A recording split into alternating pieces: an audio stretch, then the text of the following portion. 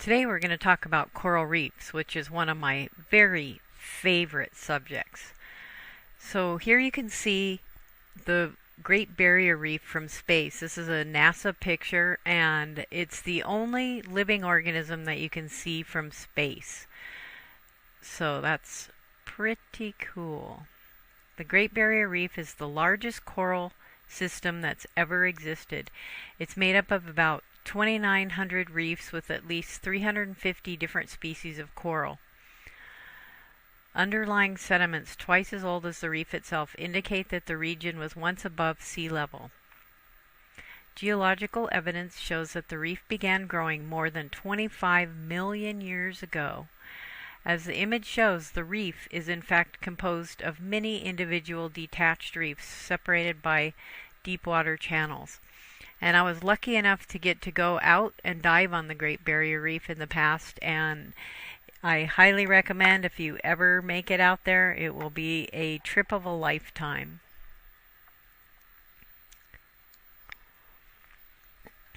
Coral reef ecosystems are a network of intricate and delicate relationships.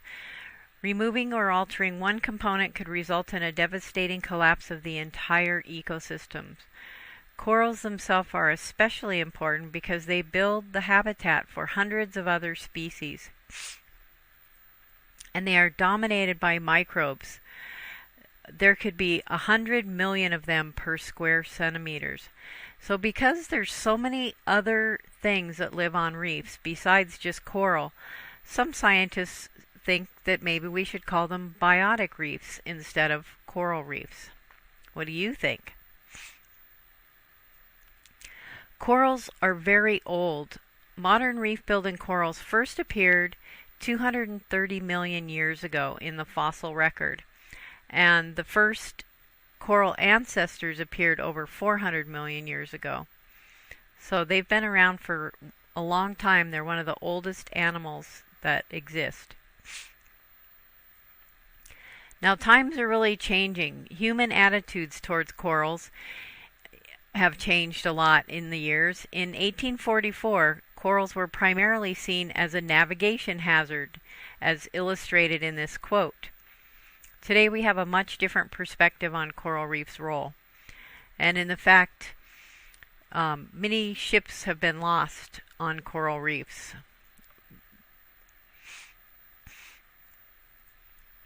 Coral reefs are distributed in warm waters. There are corals that grow in cold waters, but these are different kind of corals and they don't build reefs. So you can see here in the red, this is the place that has the highest concentration of coral. And you can see why they call it the coral triangle, because it is shaped like a triangle. And as you move out of that area, there are less and less different genera. These are the genera of corals. So you can also see there's the 18 degrees Celsius barrier, and anything when the water's colder than that, corals are not going to be able to build reefs. You can see here, this is the Hawaiian Islands in the middle of the Pacific Ocean, and we can see the hot spot right here, which is right where the big island of Hawaii is right now. It's still on the hot spot. It still has active volcanoes. And as you move up the island chain, we have the islands get less tall until they're up here in the northwest Hawaiian Islands. Many are just shoals and atolls. And then once you get past a certain point, we have only seamounts, but it goes all the way up. You can follow this all the way up until the Emperor seamounts, and then they're being subducted into the Aleutian Trench. These islands up here were once down here, and as you remember when we talked at the beginning of the semester, we talked a little bit about plate tectonics and how the plates are moving on the sea floor. And the Pacific plate is moving to the northwest by just a couple centimeters a year. So as the island moves off the hot spot, the islands become dormant and then extinct. So here we can see a cross section, and we can see the map here of the islands. And the Hawaiian island chain stretches for 1,600 miles, but the 8 main islands make up 99% of the land area. So you can see here a lot of land. Up here there's just tiny little islands. Those islands were once big islands, though. But what happens is that over time, as the island builds, see, if you look at the bottom, the highest island is Hawaii Island, and then Maui's next. And as you go down the chain, the islands get lower. And that's because of several things. One is just erosion from rain that wears it down, and also the weight of the island pushes down on the crust under the seafloor, and it is sinking. So once you get up to Midway and then Kure right above that is the last atoll that are still at sea level. And then up above that are sea mounts. And Charles Darwin hypothesized that the way coral atolls are formed is by islands sinking, and we found over time that he was right once we were able to drill down through an atoll and find the rock underneath. So here's the 3 different types of reefs that we have. First off, when you have a new island, on the left, you have a new island that's erupting, and you have an island with a fringing reef that starts to form around the edge. And you can think of this as like a fringe on the edge of something. So the reef starts growing around the island, and then as through time, when the island wears down and the weight of the island is pushing down, the main part of the island might become very low compared to sea level, and so you just have the tip of the mountain sticking out the top, and you still have that. As long as that reef can keep building, it will form a ring around the island. But if those are coral reefs, how do they end up being those little islands that you have like this, or the barrier islands? Well, that's just when storms push sand up. They push the reef, break it off, and push it up into piles, and then when plants start growing on it, the plants will hold the soil together, and you'll have these little coral islands. So the next step is the barrier island, and then finally, once the island sinks all the way down below the surface, then you have a coral atoll, which is a ring of little islands and reefs around what was once an island. So we'll take a look at each one of these things. So fringing reefs, you have the main island, you have a beach, and you have the reef flat and the reef crest coming down and the reef slope. At the bottom of the reef slope, you'll have sediment and rubble. And sometimes you'll have mangroves if you're in certain areas. Those are not endemic to Hawaii, so we don't have them here. And this is a fringing reef along the coast of Molokai, and you can see that it's just growing right along the edge of the coastline. Next we have a barrier reef. So now the island is sunk lower, and so you have the lagoon that's between the island and the barrier reef out here. So you still have the reef flat area and the reef crest and the reef slope like you had in the other reef, in the fringing reef, but then you also have the back reef slope and the lagoon, and sometimes you have little patch reefs in the lagoon. So here's an example of that with the only real barrier reef we have in the Hawaiian Islands is Kaneohe Bay on Oahu. And this is the barrier reef on the outside, and then we have these little patch reefs and then the fringing reef along the shoreline. And this is on the north shore of Oahu. This is another famous island with a great barrier reef. And this is called Bora Bora. It's in French Polynesia. And there's only one channel into here, and the channels are formed in areas where there was once a river or some fresh water where the coral doesn't grow, so you end up having a channel. So on this island you can come in the channel, you can go up to here, can't go here, it's too shallow, but you can go all the way around this way, all the way around to here. And I actually spent some time over in this area on a sailboat, just hanging out, swimming and snorkeling and diving and things like that. One of my favorite places to be.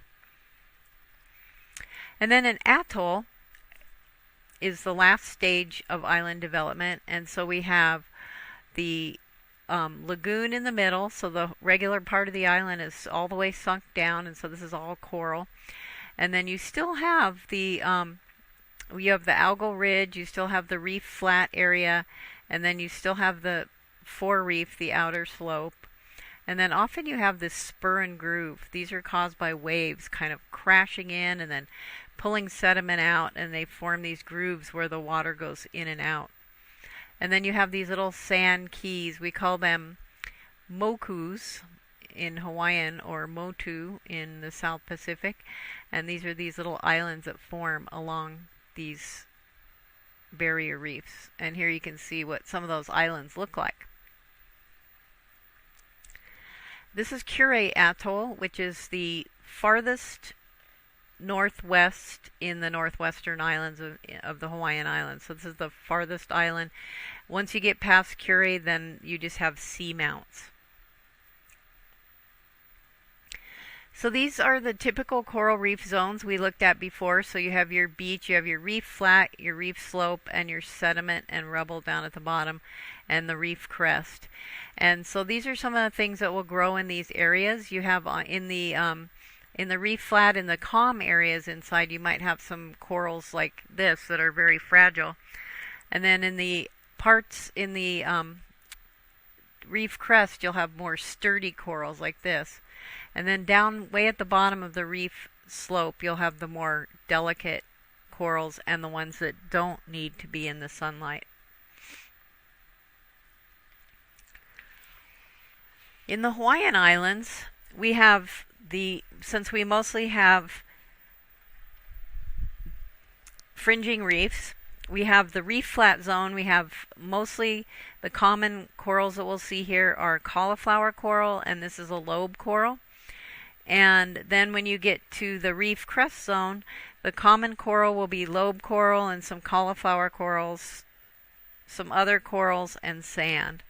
And then the reef slope area where it's deeper water, so the waves aren't breaking the coral so much, you will find the finger coral, which dominates the reef slope zone.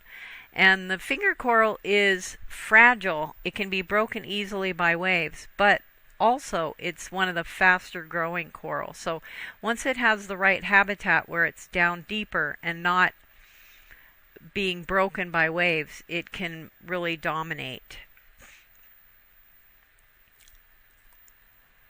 So let's take a closer look at coral. Corals, as we learned when we learned about cnidarians, corals are radial symmetrical. So it's like a pizza. You could slice it any way and you'll still get the same thing. And basically they are an animal that is round with tentacles surrounding a mouth. And you have the mouth here, the digestive cavity. These are called mesenterial filaments, which they can use to digest food, and they can also put them out their mouth and use them to sting other corals in coral competition, which we'll talk about a little bit later. They have on the outside the epidermal tissue, and the epidermal tissue is where the symbiotic dinoflagellates, the zooxanthellae, live.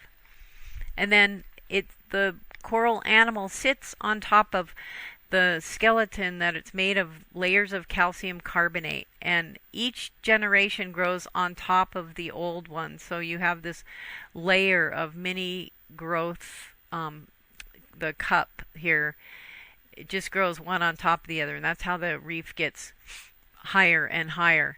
And it is only the very top layer, the very outside layer of the coral reef which is alive. Underneath is just the skeleton that's been laid down over the years. And corals are predators. They also get food in another way, but first we'll talk about how they can be predators. They have tentacles surrounding their mouth, and on the tentacles they have nematocysts, and the nematocysts are stinging cells. And this is what they look like. They have an operculum, an opening, and the stinging cell is inside, and it has kind of like a little trigger hair, so if something rubs against it or comes close, it'll shoot out its nematocyst, and it has barbs, and it shoots the prey, and the prey gets stuck to it, and then it can bring it into the mouth from the tentacle. And what do they eat? They mostly eat small zooplankton. So they eat little things like copepods and larval forms of worms and crabs and fish and things like that. And sharing is caring. The colony is connected, so the nutrition is shared among the different polyps.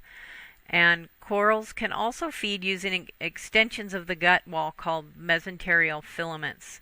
These filaments can secrete a digestive enzyme. The coral can extend the filaments, allowing the coral to feed and digest food outside the body. So corals are a very diverse group, and this is just some of the basic things about coral reefs.